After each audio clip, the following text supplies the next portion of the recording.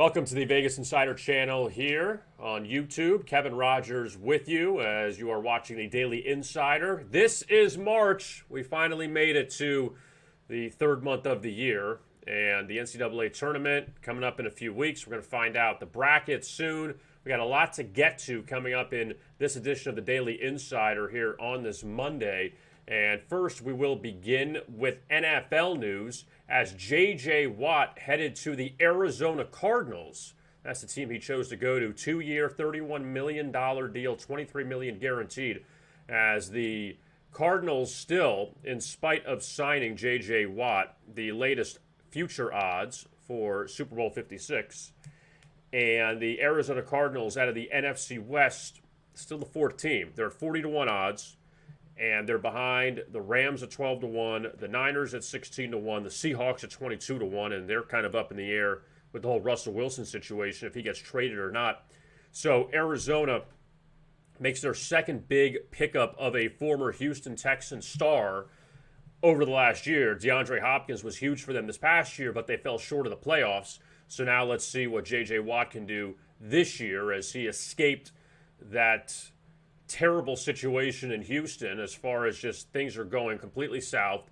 Deshaun Watson wants out, and now J.J. Watt, the first domino to fall there as he goes to Arizona, but really no change, and we'll see if there's any kind of change later in the day. But as of right now, the Cardinals still at 40-1 to win Super Bowl 56 next season. So J.J. Watt's the Cardinals, that just coming down. Now let's take a look at basketball from the weekend. And let's begin with Saturday, shall we? That a couple things to note here, which, things fly under the radar. Sometimes you don't notice them. You see a score and you don't really look into it just because you're busy or you just didn't really pay attention to it. But I want to start with this, go back to Saturday for a second. This Cleveland-Philadelphia game. The Cavaliers were 11.5-point dogs, and they beat the 76ers in overtime 112-109. Now, that game finished with a 220.5 total. Finished at 221. All right, wow, they were right at it. However, look at this. 37 points in overtime between the two teams, 20-17. That means it was 92-92 going to overtime. So if you had the under, you're feeling great. And you would think, okay, you need 37 points in a few overtimes. 37 points in a 5-minute span for these two teams. Cleveland picks up a great win. They're now winners of 3 straight after losing 10 in a row. And a terrible home loss for the 76ers. But the funny part, the ironic part, is Ben Simmons, who never shoots three-pointers, shot a meaningless 3 in the final seconds to get that game over the total with the Sixers down 6. No reason at all he's shooting a 3. But yet he makes it, and the Sixers still lose, but it goes over the total. So if you had the over in that game, I guess congratulations. If you had the under, don't worry, you had the right side. You lost, but you're still the right side. So Cleveland beats Philadelphia Saturday. Among the other games on Saturday night I wanted to talk about, this Knicks-Pacers game. I had Indiana, and Malcolm Brogdon didn't end up playing for the Pacers. The Knicks have played very well, but Indiana's up 16 in the second quarter. They're up 46-30 with 7 minutes left. They get outscored. I had to write this down. 24-6 in the final 7 minutes, the Pacers. So up 16.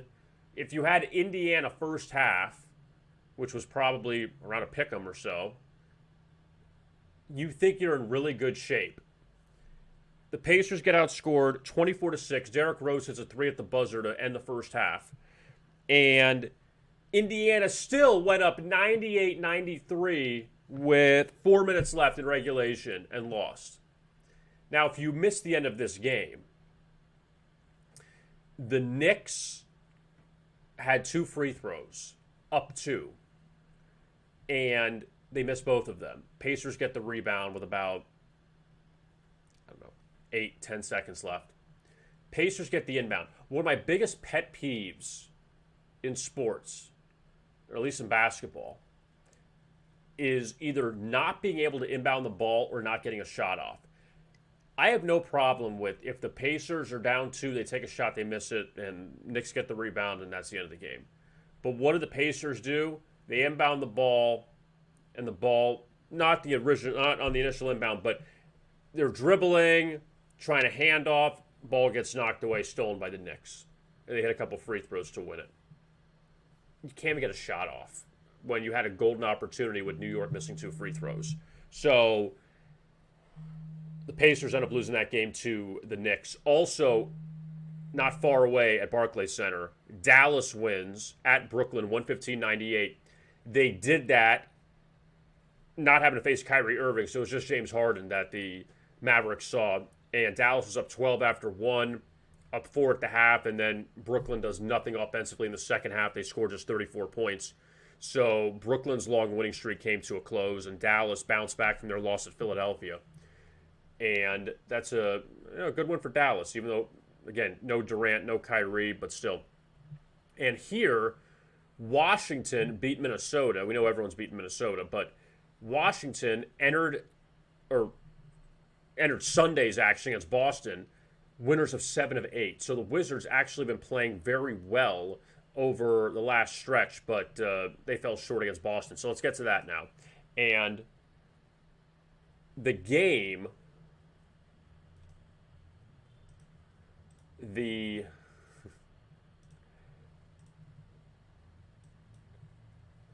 so let's look at Sunday to close out February. The Bucks beat the Clippers 105-100. And that was a back-and-forth game in which Milwaukee was up at the half. Clippers came back. Clippers missed a lot of big shots down the stretch. Giannis played well. He had a huge dunk. And look at the total of that game. 232.5. Never threatened. First quarter 50, second quarter 51, fourth quarter 47. You're in great shape if you had the under in that game. And Milwaukee ends up getting that big home win. Now they've won 5 straight. They had lost 5 in a row prior to that, and then they won 5 straight. The first 3 weren't against good teams. I mean, New Orleans is still under 500. That was the 4th win. But then beating the Clippers, that's a good win. But that total dropped to 232.5 and never threatened. So we just talked about the Knicks, and you would think, all right, now the Knicks beat the Pacers. They go to Detroit, who's not very good, and they're probably going to lose. Lane just won. Not the case. Cruise control for the Knicks. Let's see what New York has done recently. Since they lost back-to-back to the Heat, the Knicks, 7 of 9 they've won. And they were up early in that Orlando game. They were there till the end against Golden State. It's kind of a back-and-forth game. But still, even though the Knicks really haven't beaten great competition, I'm not going to take away from them. They're right now the 4th seed in the Eastern Conference. Think about that. How bad is the East if the New York Knicks are the 4th seed in the Eastern Conference? And Knicks fans, don't tell me that I'm being disrespectful because, come on, that's the 4th seed? Julius Randle's had a great season. Tibbs has done a great job, but what's that saying? So the Heat, they win again.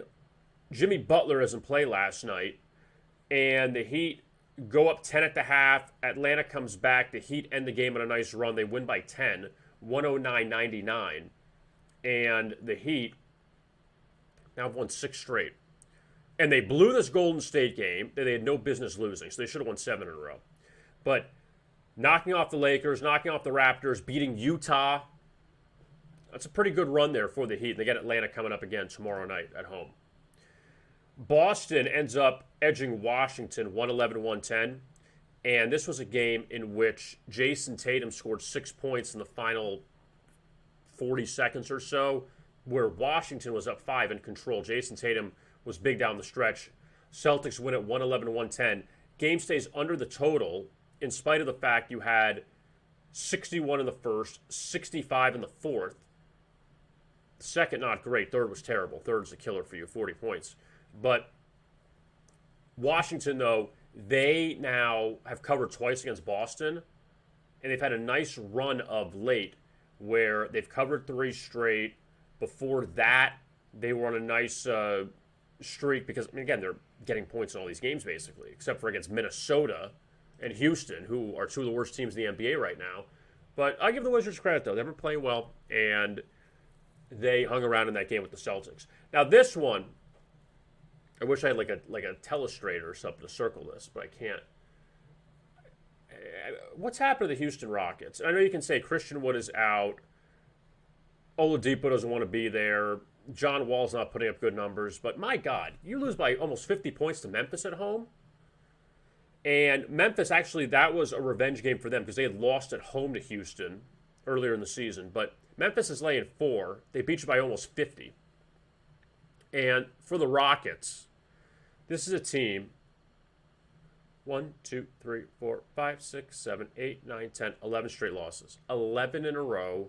They have Cleveland tonight. Brooklyn to close things out. Good luck with that game.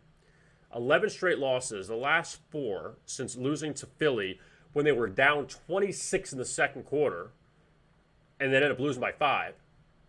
20 to Cleveland. 18, or 16 rather, to... or 20 to Chicago, sorry. 16 to Cleveland, 11 to Toronto, and 49 to Memphis. I mean, we know how good James Harden is, but my God. The Lakers, look at this whack job they put on the Warriors. 117-91, up 20 after 1, up 29 at the half. LeBron hits a 3 in the final seconds. They just put that one away. And there was money coming out of Golden State because the Lakers opened up as a 4-point favorite. That thing dropped. Still Anthony Davis out, but that was a revenge game, too, for the Lakers because they had lost to Golden State back on January 18th as a 9-point favorite, 115-113, and now they come back and win. That's 2 straight wins. Hey, they had a bad streak here, losing 4 in a row. I know you can't lose to Washington at home, lost to the Heat at home, but now they get Phoenix and Sacramento to close things out before the All-Star break. Lakers could end up with 4 straight wins, and then that 4-game losing streak just doesn't matter. Phoenix wins at Minnesota, 118-99. I want to show you this number quickly on the Suns. That on the road, 18-point win at New Orleans. That was a big fourth quarter. Memphis, they win by 31. Chicago, they came back and won by 9, so it's not as convincing, but then winning by 19 at Minnesota. On the road, this Phoenix team is playing really well. 2-4, 6-1, 7-1 the last 8 on the road for Phoenix. They stubbed their toe here against Charlotte. They blew the big lead against Brooklyn. This Phoenix team playing extremely well. That was kind of the only real clunker of this whole one against New Orleans in early February. And we know Minnesota's just not a good team at all. Charlotte-Sacramento wrapped up the night, and that's not a game that anybody would think twice over. But Charlotte was without Gordon Hayward. They were all banged up. P.J. Washington had 42 for them. He had a huge game. Malik Monk had a huge game off the bench, too, for the Hornets. Sacramento is a complete dumpster fire at this point. They had covered 8 straight games back a month ago or so. It feels like 5 years ago now. They're 1-10 straight up and against the spread their last 11 games. The only win came at Detroit on Friday night. So that's it for the Kings. But you see that fourth quarter there, 39-30? So you go from 51 to 69.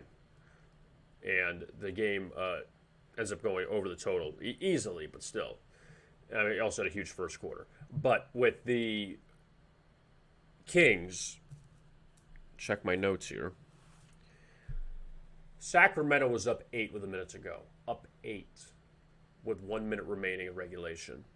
Charlotte outscored them 12-3 in the final minute. That's frustrating if you had the Kings. Here's the thing that's really bad. Sacramento missed 5 free throws. 5 free throws in the final minute. 5 free throws. You got to put that game away if you're the Kings. Charlotte's not their best player. You got to win that one. So they end up losing the Kings. Another over for them. Another ATS loss for them. And for the Hornets now, that's not bad. Beating Phoenix.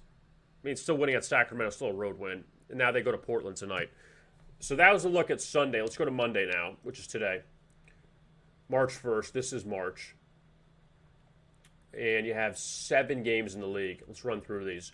Dallas and Orlando. Now, the Mavericks continuing their road trip after they lost at Philly, one at Brooklyn. Now they go to Orlando. They get OKC to wrap it up. Dallas did beat Orlando way back here, January 9th, 112-98.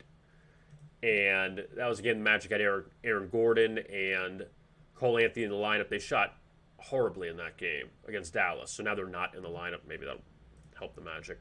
Orlando has not played well of late. They had this little 3-game winning streak. Now they're back to their old ways, losing 3 in a row. And, I mean, look, Detroit, you can't lose that game to Detroit by 12. But Brooklyn and Utah, I mean, those two teams could be in the finals.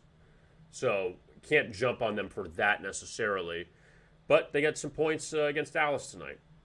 Got a lot of points against Dallas. We'll see how the Mavs respond after they just won at Brooklyn.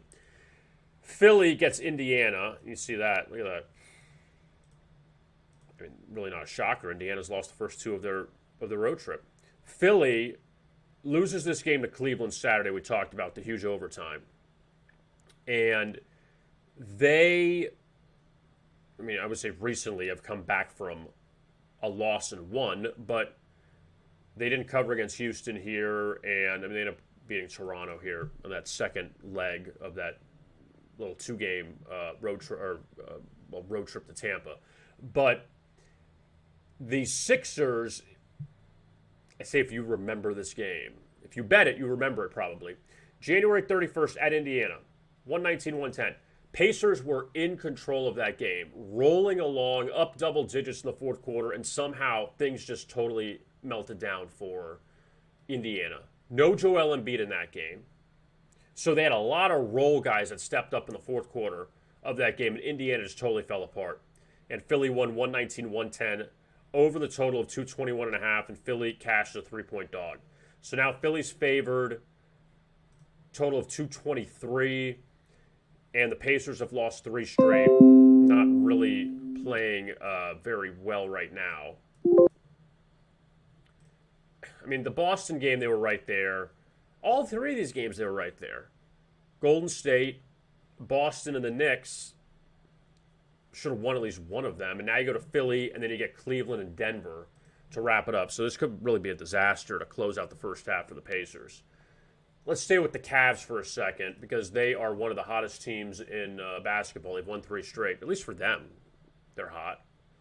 Longest winning streak since the first 3 games of the season. Well, no, technically, no. Here was a 3-game winning streak. So, third 3-game winning streak for Cleveland. Beat Atlanta, beat Houston, beat Philly. 112 each game. That's pretty good for the Cavs. Now they're actually scoring some points. And they go to Houston tonight. They just beat the Rockets 112-96 last week. That was a bad first quarter, 44 points between those two. So that's why it stayed under. They made a good comeback to try to get to the over, but they fell short. And the Rockets, we talked about them earlier. They're just a complete train wreck right now. Utah and New Orleans, third time they're meeting this season. Utah beat New Orleans twice at home here, January 19th and 21st, 118-102, 129-120, or 129-118. So these two both cashed for the Jazz, both went over. This one barely over the first one. The second one, you had a huge first quarter and it just kind of cruised. New Orleans scored 43 points in the first quarter of this game and scored 118 for the game. So the final 3 quarters, they did nothing. And the Jazz, we just know how good they've been. They bounced back from that Heat loss and won in Orlando. The Pelicans were on an 11-0 overrun before they had an under against San Antonio, which barely finished under the other night, 117-114 loss. And the Pelicans now 3 straight at home coming up. They have a huge homestand continuing through the All-Star break. But New Orleans, they've been a good home underdog this year. We've talked about that on these Daily Insider live streams. That came back in the Celtics game. Phoenix, they had a bad fourth quarter. Won this Memphis game, beat Phoenix, lost to Houston, beat Milwaukee, beat Toronto. So they've been good as a home underdog. I don't know if you want to back them tonight. We'll see. Denver and Chicago from the United Center, and the Nuggets, you see a lot of money on them tonight. The Nuggets just have been so up and down of late. Win, loss, win, loss, win, loss, loss. They had this little 3-game winning streak capped off by the win over the Lakers, but who they beat before that? Cleveland and OKC. Just blew out OKC on Saturday. Before that, they had that loss to Washington where they kind of got screwed up on the final play where Jamal Murray passed it. 3 guys were wide open at the three-point line. No one went to the basket. They could have tied the game, gone to overtime. But now they go to Chicago to face the Bulls, who had an extra night off because they were supposed to play Toronto last night. That game postponed due to COVID issues with the Raptors. So they had an extra day off. So instead of playing back-to-backs now, at least they've been off since, what is that, Wednesday? Thursday? Friday. I'll get the days of the week soon. Friday against Phoenix. 106-97 loss. That snapped a 3-game winning streak for the Bulls, but Chicago's still playing well. So you see off a loss, beat Orlando, beat New Orleans, beat the Pacers, beat Sacramento. I know it's not great competition, but at least Billy D has done a good job of getting his team to bounce back in some of these games. Brooklyn and San Antonio. We'll see if Kyrie Irving plays tonight for the Nets. Long winning streak snapped against Dallas. Now you go San Antonio and Houston to wrap up the first half if you're the Nets. And they swept this 5-game homestand, or road trip, excuse me. The @ is on the road. 5 straight on the road for the Nets. First 2 as a favorite. They scored 134 and 136. So that's a pretty good job there. And they got San Antonio, who's coming off a win over New Orleans. And the Spurs lost that first game to Oklahoma City off the COVID break. And now they beat New Orleans. They get Brooklyn and the Knicks and OKC. So, I mean, the Spurs are still 17 and 12. A lot of people have totally forgotten about them because LaMarcus Aldridge was hurt. And look, Dallas is playing better. Dallas is 16 and 16. The Spurs at 17 and 12. Memphis kind of hanging around. New Orleans is up and down. Houston's not a non-factor now. But San Antonio, I just feel like nobody's really paying attention to them. Portland has got to end their long losing streak. They've lost 4 in a row. They get Charlotte tonight. Coming off, I mean, the Washington loss was bad. Phoenix blew them out in the second half. They hung with Denver. Lost to the Lakers. So, last 3 games, I mean, there's no shame in the Blazers losing to these teams. But the Blazers really need a win tonight because they get Golden State up next. Charlotte, coming off that win at Sacramento. Gordon Hayward's questionable. A lot of guys are questionable on Charlotte. They're on this nice little over stretch, 7-1 the last 8. And now we'll just see if, look, Charlotte, win-loss, win-loss, win-loss, win-loss, win. So you think they'd be due for a loss tonight. Off a win recently, lost by 16 at Memphis, lost by 12 at home to San Antonio, lost by 22 to Utah, lost by 9 to Golden State, getting 6 tonight. So they haven't really been close in these games coming off a win. So that's just something to keep an eye on. Okay, let's transition to college basketball now. College hoops from the weekend. And Saturday, let's just look at some of the Saturday games just so we are all caught up. Tennessee losing to Auburn. Tennessee, I don't know what has happened to them. Texas Tech, that's a good win at home against Texas.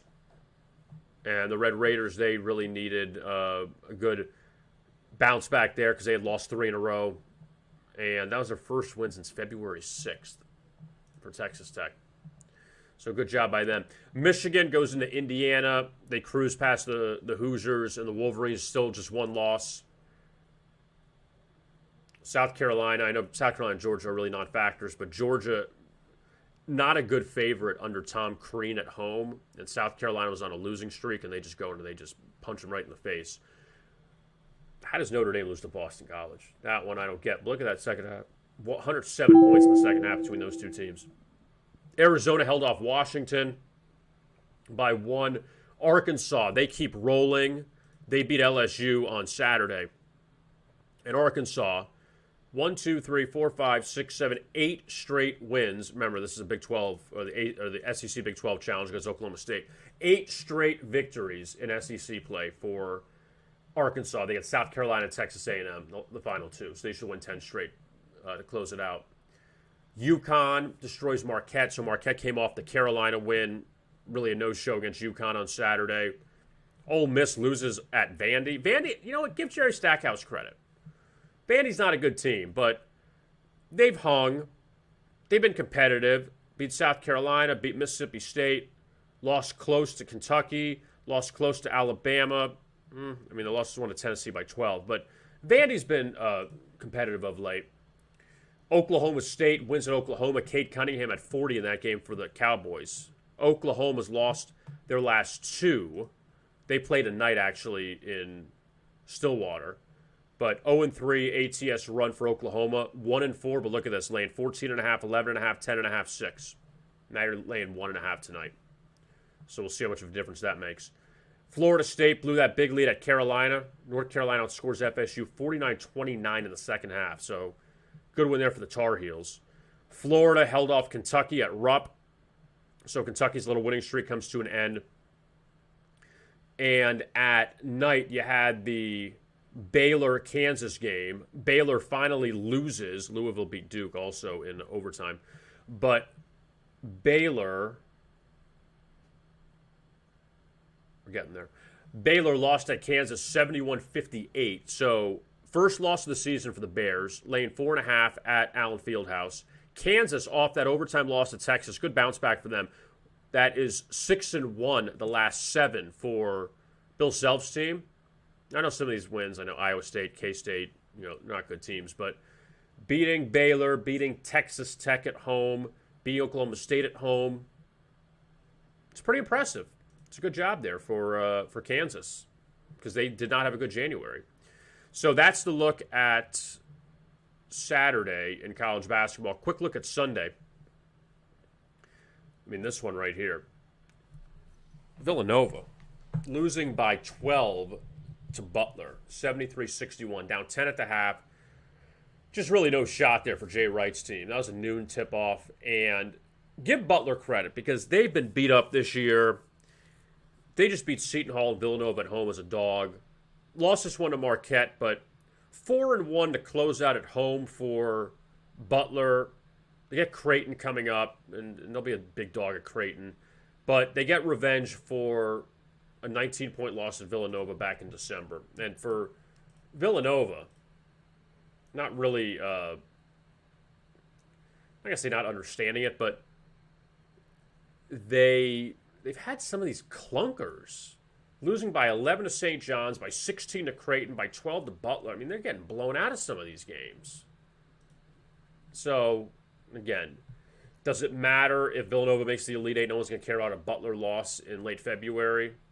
But, still, like that one you got to really question. Maryland beats Michigan State 73-55. So the Terrapins, this is a nice little stretch for them because they've won 5 in a row. And they can win 7 straight. They get Northwestern and Penn State to close out. Beat Michigan State by 18.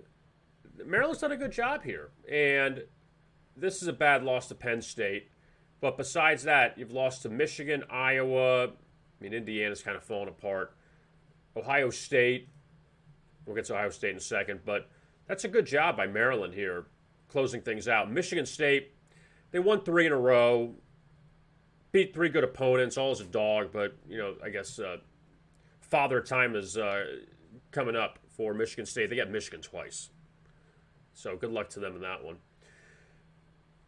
Iowa over Ohio State and the Hawkeyes, that's a good win for them going on the road, bouncing back from the Michigan loss, losing by 22, and then they win at Ohio State by 16.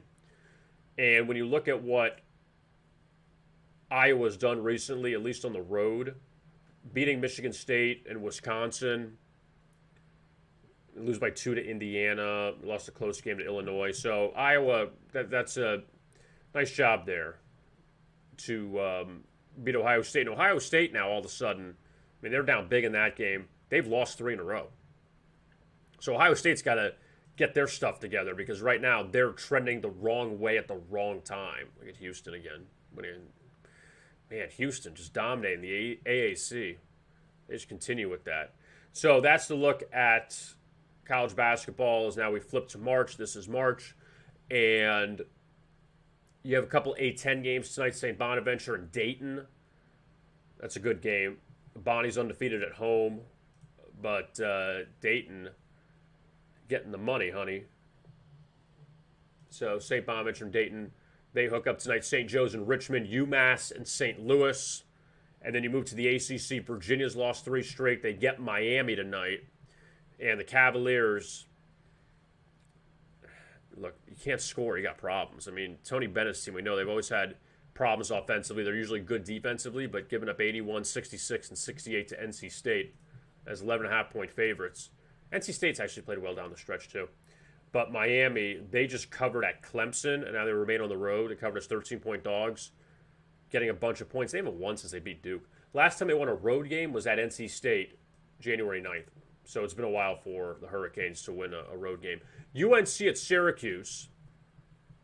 Boeheim and Roy Williams hooking up. And North Carolina, the ups and downs of late. The Marquette game, that was the late scheduled game. They lose by 13, but then they beat FSU on Saturday. Then they get Syracuse tonight, then Duke. So for Carolina, they're still in good shape to be in the tournament. And now let's see what they do against Syracuse, who they beat by 6 back here on January 12th in Chapel Hill. And the Orange, you don't necessarily see them as a home dog, but off back-to-back road losses. And recently at home, beating Notre Dame, Boston College, NC State, Virginia Tech, Miami, Georgetown. Last time they lost at home was to Pitt way back in early January. So see what Syracuse can do as a dog. Rutgers at Nebraska. Nebraska's actually been pretty competitive of late. The Penn State game they hung around and they beat Minnesota. Minnesota's totally free-falling. But we'll give Nebraska a little bit of credit. Come on. Last place in the Big Ten. You give them a little bit of credit. Bedlam Part 2, Oklahoma State. And Oklahoma, they've covered one of the last 5 games, and we'll see what they do here on the road. Where, yeah, they stubbed their toe against K-State, but beat Iowa State, beat West Virginia, hung with Texas Tech, beat Texas, and then a couple losses here. It's just an up-and-down thing for Oklahoma. They were a top 10 team, but in Oklahoma State, they played well at home. Arizona and Oregon. Arizona struggled against Oregon the last few years. I think it's 6 straight losses now. And they lost this one to Oregon on February 13th, 63-61 in Tucson, laying 2.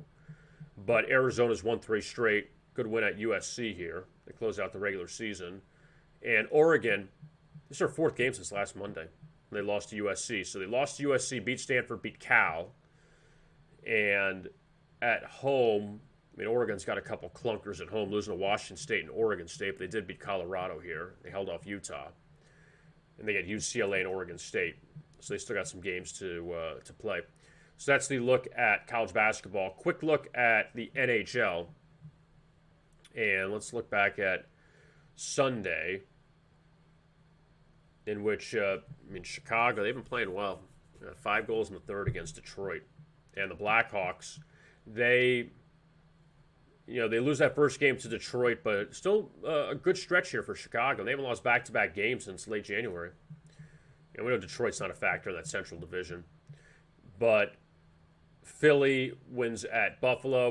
I'm telling you, the Bruins, their biggest kryptonite's the Islanders. They lost to the Islanders once, twice, 3 times already this season. They needed that win yesterday over the Rangers. Let's look ahead to tonight in the NHL. And Panthers, Hurricanes, Carolina won in the shootout on Saturday. So now they're meeting up again tonight. And both those games have gone past regulation, both over. So we'll see if that goes over again. Total of 6. Calgary is at Ottawa, and the Senators had their 3-game winning streak snapped by the Flames, 6-3 the other night. So the Senators were playing well. A lot of high-scoring games between those 2 teams. Vancouver's at Winnipeg. And the Jets come in 4 straight wins, so they're on fire. A couple of underdog victories against Montreal. St. Louis is at Anaheim. St. Louis had that crazy 7-6 victory over San Jose back on Saturday. So after they went and scored 1 goal against LA, they got 7 against San Jose. And Jordan Binnington had that moment, goalie for the Blues, where he was skating off the ice and hit 3 guys from the Sharks. Toronto's at Edmonton. It's a pretty good game. And the Maple Leafs, coming off back-to-back wins, they've had a really strong start to the season. Minnesota's at Vegas tonight. And the Golden Knights, back-to-back victories after losing 2 straight. We're seeing a lot of unders there with the Golden Knights. And Minnesota beat LA in overtime on a crazy goal. Look at Minnesota. 6 straight wins for the Wild. So they'll be tested with the next 2 against Vegas. You got Colorado, San Jose. Colorado, a huge favorite on the road at San Jose. Coming out back-to-back wins at Arizona. And the Sharkies, they right now lost 3 of 4. So they have not played well, to say the least. But at least the good news is, well, there's really no good news. They've lost twice to Colorado, so no good news. In NASCAR, I just want to wrap up with this. At the Dixie Vodka 400 in Homestead, Miami Speedway, that you had William Byron win as a 33-1 hit on Sunday, and he actually was leading towards the end. Like, he was really in control of that race towards the end. And now you've had 3 races so far, the 2 in Daytona and then the one in Homestead. Michael McDowell won the Daytona 500. Christopher Bell won at the road course at Daytona.